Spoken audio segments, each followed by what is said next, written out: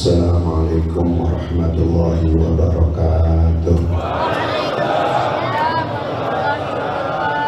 Alhamdulillah alladzi jama'ana ala hubbi khairil bashar man injaga lahul qamar wa kallamahul hajar. Assalatu wassalam ala man tasharrafa biwujudihi mudar wa nizar nabiyyina wa habibina wa qudwatina wa qurrati a'yunina wa maulana Muhammad an-nabiy al-mustafa al-mukhtar wa ala alihi wa sahbihi al-hudatil akhyar. Allahumma salli ala nuril jalil sayyidina Muhammad wa alihi dhawil ma'ali wa radha ya rabbi an sayyidi ali wa fa'na bihi wa sahbihi wa sallim. أما بعد يقول الله تعالى في محكم تنزيله وهو أصدق القائلين بسم الله الرحمن الرحيم يا أيها الناس قد جاءكم برهان من ربكم وأنزلنا إليكم نورا مبينا. Sadaqallahul azim. Yang kita cintai, kita hormati, kita muliakan sekalian para alim ulama, para asatidzah, para sesepuh, para tokoh masyarakat, dan para tokoh pemerintah hadir di tengah-tengah kita, guru kita Kiai Haji Mahmud Rai, begitu juga ada Habib Umar Al-Bahar, guru kita yang menjadi wasilah kita kumpul di sini, Ustadzul Fadil Kiai Haji Mahbub, mata'ana Allah bitu lihayati manafa'ana bi'ulumi. Hadirin hadirat para pecinta Rasulullah sallallahu alaihi wasallam. Junjungan kita Nabi besar Muhammad sallallahu alaihi wasallam, Allah taala menyatakan ya ayyuhan nas qad ja'akum burhanun min rabbikum wa anzalna ilaikum nuran mubina. Wahai segenap manusia, sungguh telah datang kepada kamu sekalian burhan. Ma makna burhan? Apa itu burhan? Burhan adalah bukti kebenaran. Jadi baginda Rasulullah sallallahu alaihi wasallam merupakan bukti kebenaran. Apa yang beliau bawa bukti kebenaran. Anak cucu beliau bukti kebenaran. Para pewaris-pewaris beliau bukti kebenaran. Dari ujung rambut sampai ujung kaki bukti kebenaran. Mana buktinya saudara? Di saat Rasulullah sallallahu alaihi wasallam didatangi oleh cucu beliau yang bernama Sayyidina Hasan wal Husain, saat itu masih kecil.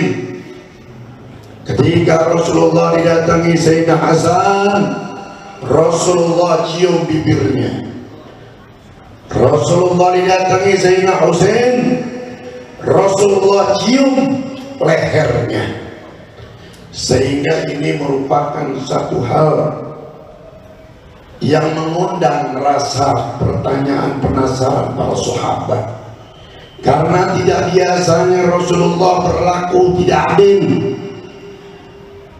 Karena itu sahabat protes, ya Rasulullah, kenapa giliran engkau berjumpa dengan cucumu Hasan kau cium bibirnya, namun saat kau bertemu dengan Sayyidina Husain, cucumu yang lain kau cium lehernya? Nabi menjawab, aku cium Hasan karena Hasan akan kelak mati dalam diracun. Karena itu dicium oleh Nabi kita Muhammad bibirnya. Dan aku cium Husain karena Husain kelak nanti akan meninggal dalam keadaan dipenggal lehernya. Kira-kira benar enggak? Betul enggak? Shadaqan Nabi sallallahu alaihi wasallam. Saudara-saudara sekalian,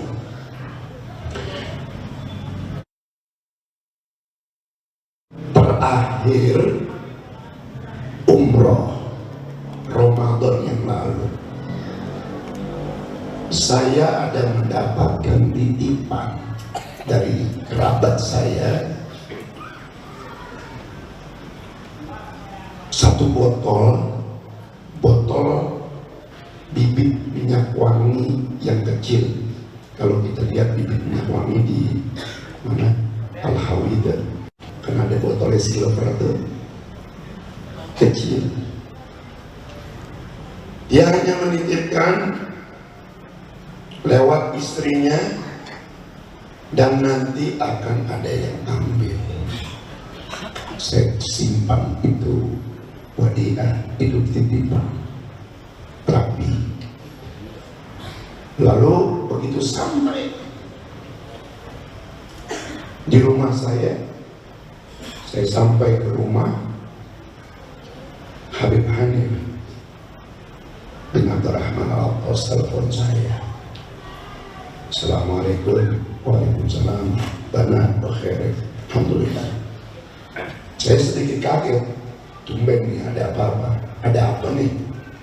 Habib, mohon maaf, ada fulan bin fulan bawain titipan lewat antum. Oh iya betul, itu titipan untuk mertua, untuk mertua Al-Fakir, yaitu untuk Habib Muhammad Rizik Syihab. Saya nggak tahu nggak lama keputusannya, saya nggak ada. Saya perlu istri saya berikan ibu amanah. Malamnya telepon lagi Habib Hanif. Dia telepon lagi, jangan-jangan ada yang kurang. Lalu ternyata mengucapkan terima kasih Habib, mohon maaf tadi Al-Fakir nggak langsung yang ngambil. Tak masalah dari Habib. Al-Fakir langsung ngambil itu titipan, melainkan menyuruh utusan. Oh nggak apa-apa. Habib Muhammad Rizik mengucapkan terima kasih kepada antum, dan Al-Fakir juga mengucapkan terima kasih, dan kami sudah menerima itu titipan. Saya jawab sama-sama, ya sudah menjadi kewajiban saya karena ini amanah, saya sampaikan.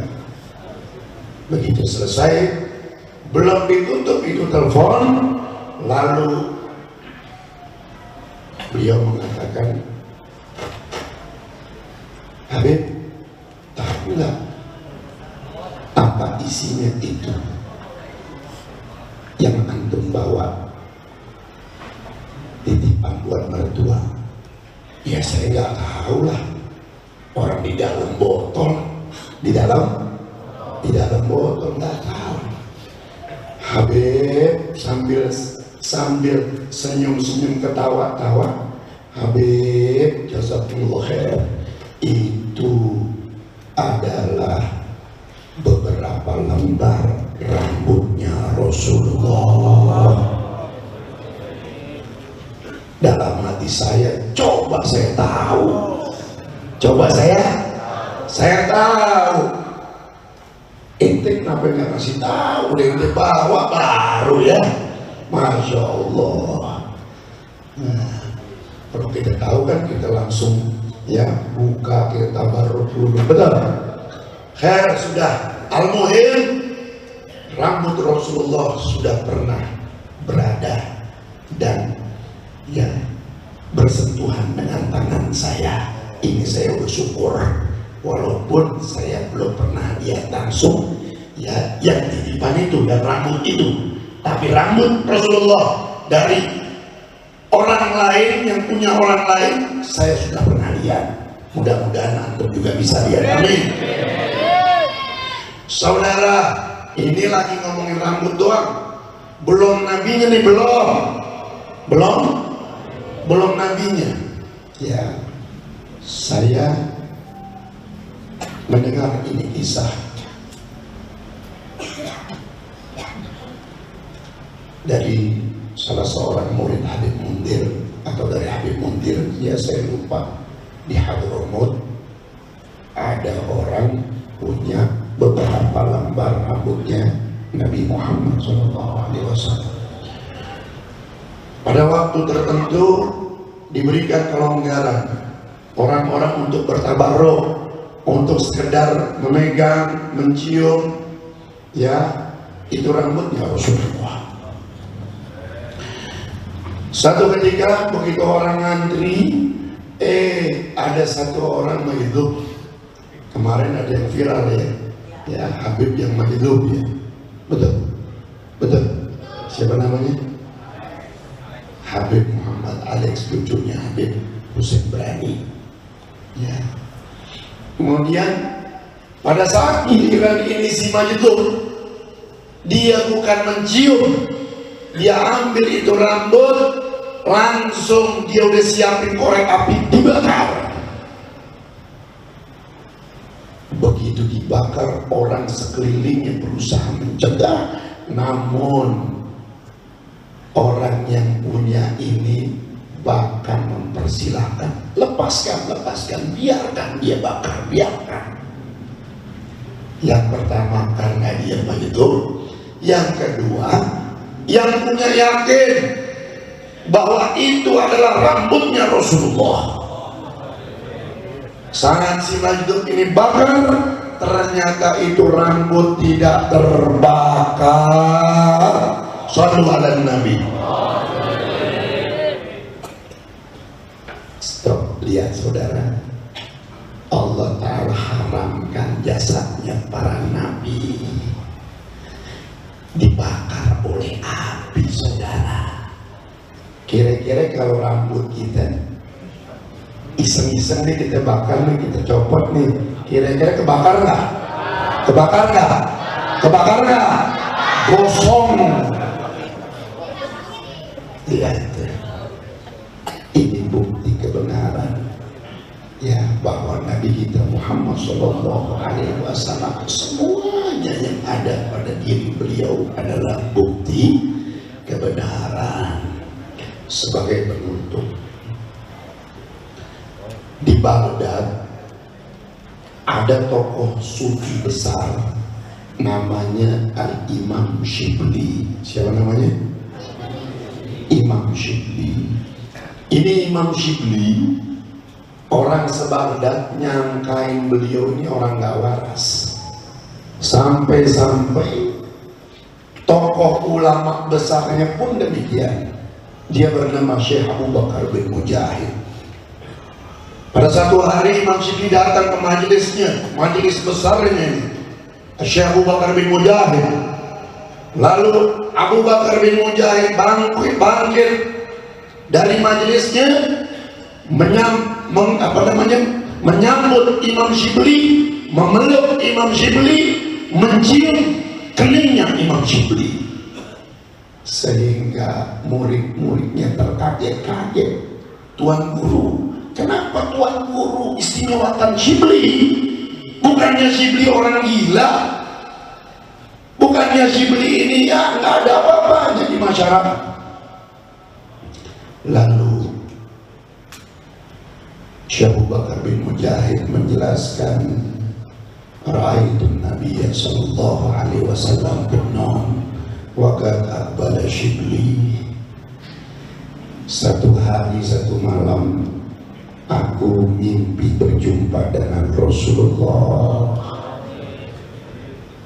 dan Rasulullah saat itu didatengin nama Imam Shibli. Rasulullah sambut Imam Shibli, wa qabbala baina ainaihi, dan Nabi cium keningnya Imam Shibli. Aku lihat Rasulullah cium keningnya Shibli. Lalu aku bertanya, ataf'al bihada ya Rasulullah, ataf'al hada bi Shibli ya Rasulullah, kenapa kau lakukan ini buat Shibli ya Rasulullah? Apa istimewanya Shibli ya Rasulullah?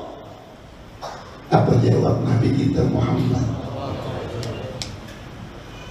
Innahu lan yusalli faridatan illa wa huwa yaqra khalfaha laqad ja'akum rasulun min anfusikum azizun alaihi ma anittum harisun alaikum bil mu'minina raufur fa in tawallaw faqul hasbiyallahu la ilaha illa huwa alaihi tawakkaltu wa huwa rabbul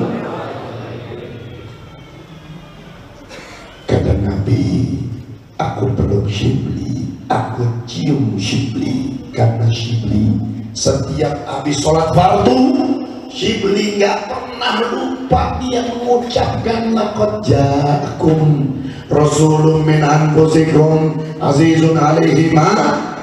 Ayo kita baca sama-sama. Laqad ja'akum rasulun azizun alaihi harisun alaikum fa in tawallaw la ilaha illa huwa alaihi tawakkaltu wa huwa rabbul.